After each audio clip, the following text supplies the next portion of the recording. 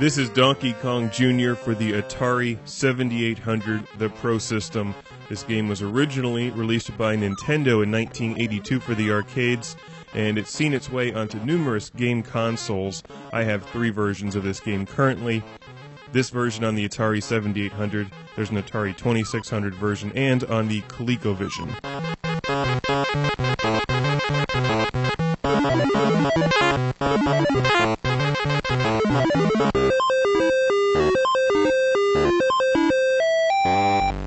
Donkey Kong Jr. is also on the NES and many other systems. The Atari 7800 version is my favorite, and I'm usually a huge fan of Atari 7800 arcade conversions, and there's several from Nintendo, Mario Brothers, Donkey Kong, and Donkey Kong Jr., which are done very well on the 7800. Mario Brothers remains my favorite, but I really like this one, Donkey Kong Jr. What's really interesting about this game is that Mario is a bad guy. I'm surprised there hasn't been a cover-up by Nintendo. And look at the horrible crime he's committed. He's kidnapped Donkey Kong Jr.'s father, Donkey Kong, and locked him in a cage.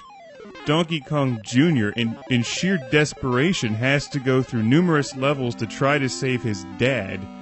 I'm not sure what happened, but you can imagine, did Mario just freak out one day and kidnap Donkey Kong, seeing him as a threat to his lead character status at Nintendo? Lock him in a cage and hope that nobody would notice, forgetting that he had a son who was just as crafty as Donkey Kong, his father. Donkey Kong Jr. will clearly stop at nothing to save his dad. Well, getting beyond the story, because there really isn't a story here, and there doesn't need to be. This game is excellent, and if you like the original Donkey Kong, I think they've actually improved on it in some ways here. There's 4 levels. They're done very well here on the Atari 7800. The controls are spot on. In each of the screens, you're met with certain challenges. I find that the different 4 levels or screens are all sufficiently different to keep the game interesting.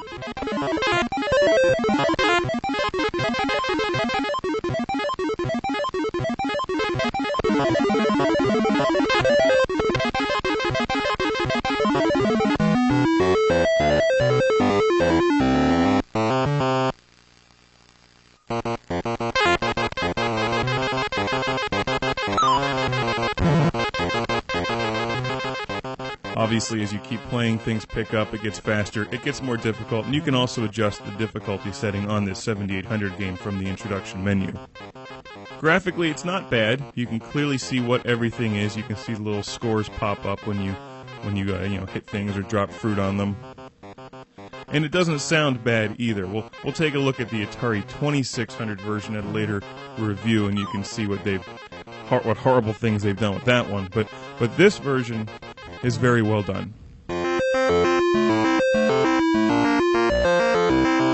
Did you see how hard Mario just hit his head on the ground?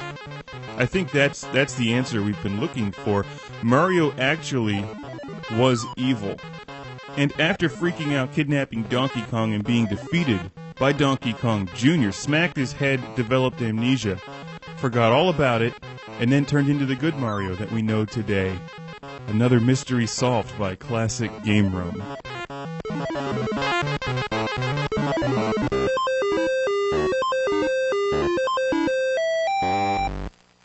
There's other mysteries outstanding, like how did Ms. Pac-Man and Pac-Man actually reproduce, but I'll get into that later for Pac-Man Jr. What I like about Donkey Kong Jr. is that not only are you avoiding all kinds of cool obstacles in the different levels, but you have a variety of different ways that you can climb things. You can climb things, or the vines or the chains on one side. You can get in between 2 of them and use both arms and go up faster. You've got to jump at the right time. You can take risks for more points, and you're awarded bonus points depending on how fast you can clear the levels. It's so fun. It's so simple. This is such a great Nintendo game. Whether it's 1982 or 12,682, you will still have a lot of fun playing Donkey Kong Jr. Except that in the year 12,682, you will have your robot servants play it after you give them telepathic signals to do so.